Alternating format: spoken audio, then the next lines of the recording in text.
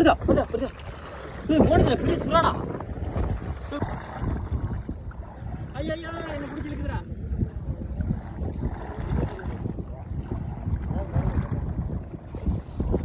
அது பெரிய ஓடுதுல ஒரு நைட்டு ஃபுல்லாக இருக்கண்ணா இருந்துருக்கா.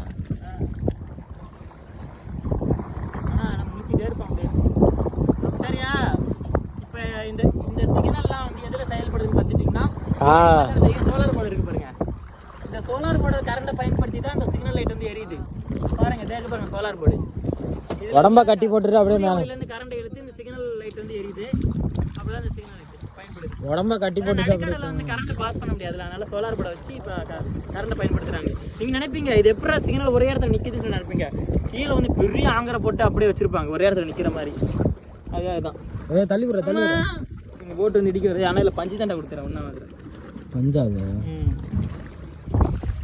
ஒரு சில நிறைய படத்துலலாம் பார்த்துருப்பீங்க நடுக்கடலில் இந்த மாதிரி ஹாலிவுட் படம் அந்த மாதிரி கடல் எடுக்கிற படம்லாம் பார்த்துருப்பீங்க. நடுக்கடலில் இந்த மாதிரி ஹீரோயினெல்லாம் மாட்டிட்டு இந்த மாதிரி தவிச்சிட்டு கிடப்பாங்க தனியாக ஒரு கடலில். அந்த மாதிரி தான் இருக்குது இந்த இடம் பார்த்தாக்கா.